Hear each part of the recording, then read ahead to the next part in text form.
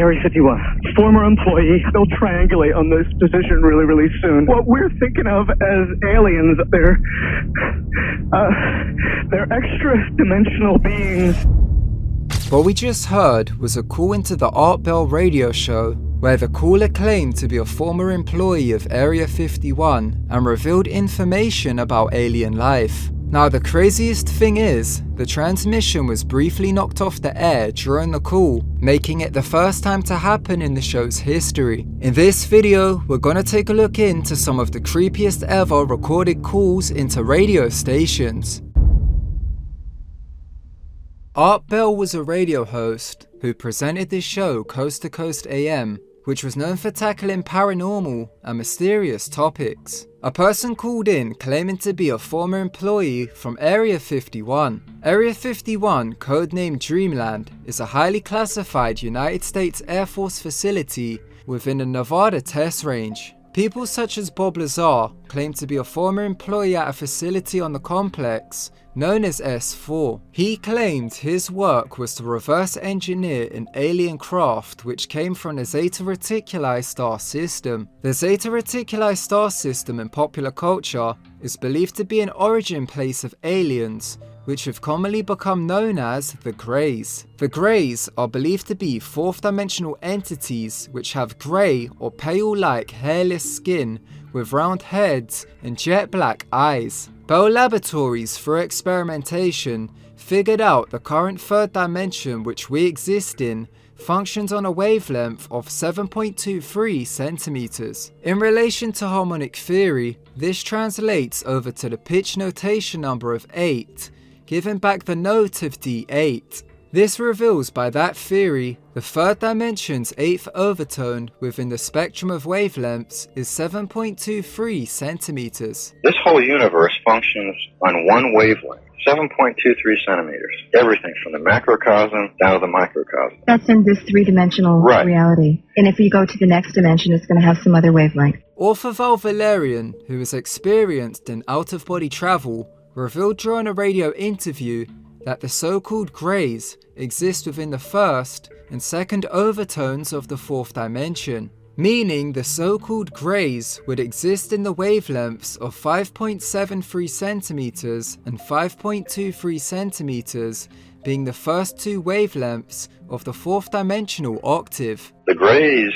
they are sitting 1 and 2 overtones above this one. So they're basically invisible to this wavelength. That's why we can't see. The skies are crowded 1 and 2 overtones above this one. This leads us into the call being made by the Art Bell caller, who called in to claim that they worked at Area 51 and said that aliens are extra-dimensional beings which an earlier precursor to the space program had made contact with. What we're thinking of as aliens, they're extra-dimensional beings that an earlier precursor of the space program made contact with. Now, he went on to make a bunch of strange claims, such as that the aliens were not what they claimed to be and had infiltrated many sectors of the military establishment. They are not what they claim to be. They have infiltrated a lot of the military establishment, particularly the Area 51. Other people, such as William Tompkins, a former aerospace designer for Douglas Aircraft Company in the early 60s, also claimed to have witnessed aliens using holographic disguises within military bases. But then they have the ability to shift and look like a human. During a call on the Art Bell show, strangely enough, the connection is lost with the transmitter, with it temporarily knocking Art off the air, which was the first time it ever took place in the show's history. Sometime after the call, but not on the same day, a person called in again claiming to be the same person, and they claim that they were just making it up. Some people believe it was not the same person, while others believe he may have been forced to retract his claims. Bob LARSON held an American talk show called Talkback, where guests would call in to discuss things live on air. In 1988, a woman called Rebecca had called in, who claimed to be possessed, which led to a live on-air exorcism taking place. I place the blood of Christ on Rebecca. Who are you? Who am I? This means you. Bob Larson performed an on-air exorcism with Rebecca, who grunted and wept during the call. The alleged demon announced itself as the guardian and the keeper over Rebecca, which she begins to become tormented by during the call. You will let her go. Why should I let her go? She belongs to me. Not forever. I was sent here to protect her, to guide her, and to lead her. Jesus Christ came here to die for her. She has not yet made that choice. I pray that... Now, possession has been listed by the website Ascension Glossary as taking many forms, with one being totally internalized through the ego and mental state of the person. This type of possession does not seem as severe as the case of the radio call, and it consists of destructive behavior to the self and others, which are repeated as life patterns, which the person then becomes sucked into operating off of the lower energy chakras of the human energy field, where they are then constantly producing negative emotions, which form into fears, phobias, and addictions, therefore becoming possessed by their own negative energy from wherever the trigger may be. It goes deeper than this, as the website describes that this constant production of negative energy can lead into full-blown possession, or what has been called negative entity attachment. This gets into the extra-dimensional alien theory which we discussed earlier. Alex Collier, real name Ralph Amagron,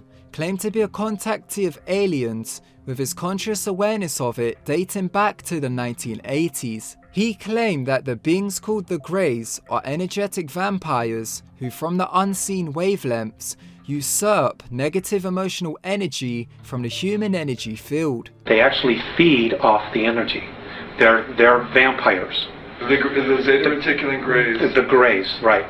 They're vampires. They feed off the energy. They can even bottle the energy and use it for later times. This energy was termed by Robert Monroe as Loosh, or life force energy. Robert Monroe, who is prolific in out-of-body experiences, first mentioned it in chapter 12 of his 1985 book Far Journeys. He shortened the word to Loosh and discovered it was found to originate from a series of vibrational actions within the carbon-oxygen cycle, with the residue being life force energy produced in varying degrees of purity. This life force energy maintains the human energy field, which interacts with the morphogenetic field, or what has been called the M field. This is an ever-present field of energy which has also been called zero-point energy, as if you were to cool the universe down to zero, where no thermal motion takes place, the energy still exists. We all communicate unknowingly through this process, with in recent times it being called feeling out a person's vibe, which are just the emotions which we are expressing into the energy field on any given day.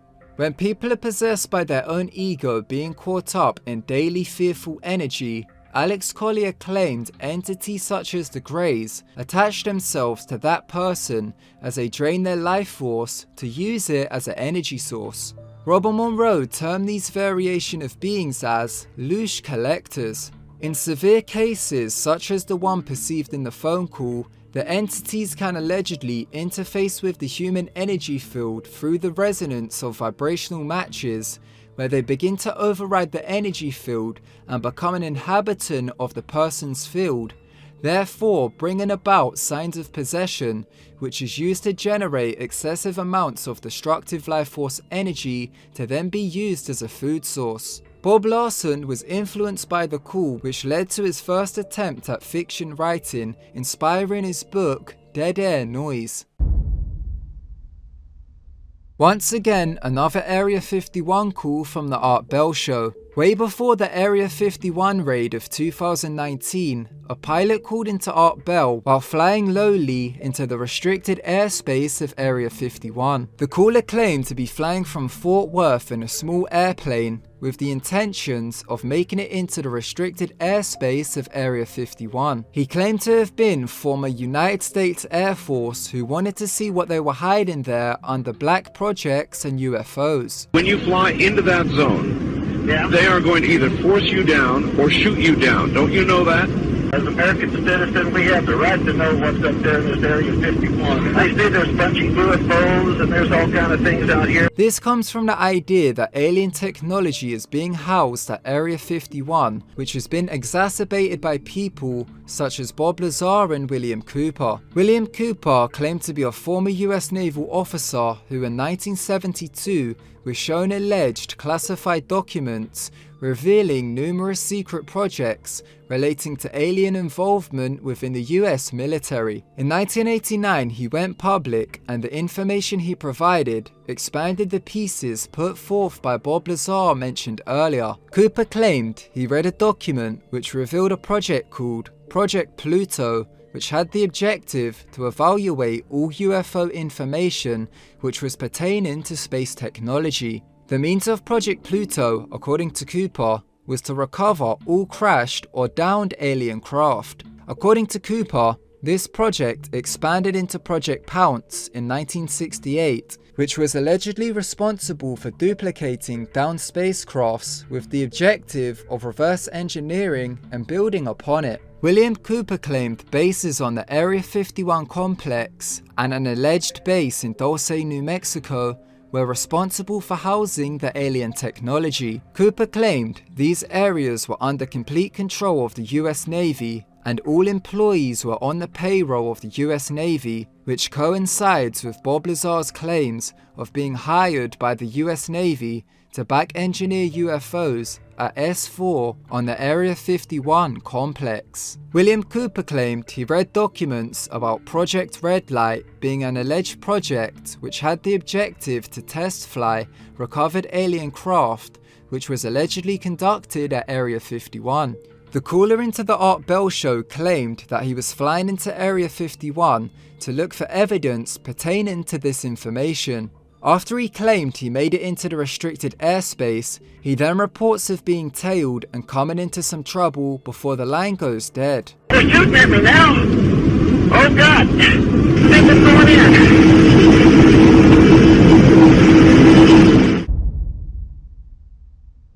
Howard Stern, known for his shock radio, came into a shock for himself when a self-professed alleged serial killer called into the show. The call took place on August 13th, 1997, where a man called in claiming to have been killing ladies of the night since the age of 16 in New Orleans. Well, a few times, actually most times with a hammer. And where do you do this primarily? I've done it twice in a parking garage, and then the rest of the times on the side of the road. Howard, during the call, attempts to get information out of him, all while not making it seem like he is interrogating him, with hopes that he could pass it off to the authorities. The alleged serial killer claimed that he has never been caught, and the only suspect the police had was a police officer who frequented the same locations to pick up the women. Yeah, Howard, that's pretty funny because the only suspect they had when they started finding the bodies was a black police officer. Turns out one of them was associated with them. Is unsure as to whether or not this is a real case, as it is Howard Stern, but many people in the comments seem to think it's legit. After the phone call was made, the information was passed on to the police, but nothing came of the call.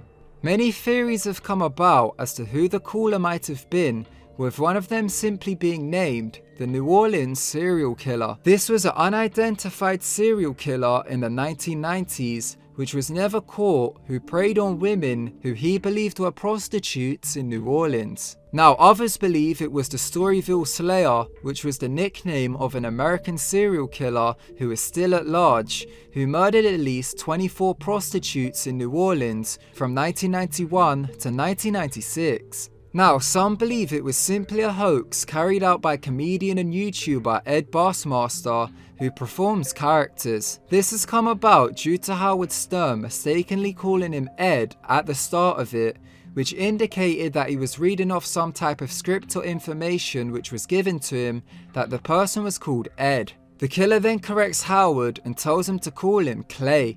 Ed? No, this isn't Ed. Oh. You haven't killed any prostitutes? No, I never said my name was Ed. Oh. Sorry. That's okay. What name do you use? You can call me Clay. Clay? Clay? As Howard Stern was known for getting comedians to call in and fake calls to boost the ratings, some believe it may have been a prank by Ed Basemaster, who would have been 24 years old at the time. It's still unknown as to whether or not the call was real or fake. Tracy Kirkpatrick was a 17-year-old girl who was murdered in the small town of Frederick, Maryland. While working a late-night shift in a retail store on March 15, 1989, she was assigned to close the store up and tally up the day's receipts all alone. At 10:50 p.m, a shopping mall security guard had noticed that the lights inside the women's clothing store were still on. The front door was unlocked and the guard found Tracy dead within the storage room with several stab wounds to the chest and back. Police found no motive for the murder and the cash was left untouched along with no signs of a struggle. 3 months later, someone used a payphone in a Safeway supermarket near Frederick to call a Las Vegas hotline, which was broadcast over the local radio in an attempt to prevent crime and bring in more calls from anyone who might have any information about any mentioned crimes. The person who called in admitted to killing her, and the police investigated the call, but no arrests were made. The case still remains a cold case 32 years later. 3 months ago, I stabbed a girl to death. The girl I killed was working in a ladies' sportswear store. I often came by and talked to her when she was working alone. Our conversation turned into an argument. I took out a knife that I had with me at all times, and I killed her. In this video, we took a look into some of the creepiest calls which were made into radio stations, which ranged from unsolved killers to aliens. Let me know what your thoughts are on all this in the comment section below. Thank you so much for watching. If you enjoyed the video, smash the thumbs up button. Also, don't forget to subscribe and press the bell button so you can get all the future notifications for when I upload. Once again, thank you so much for watching, and until next time, goodbye.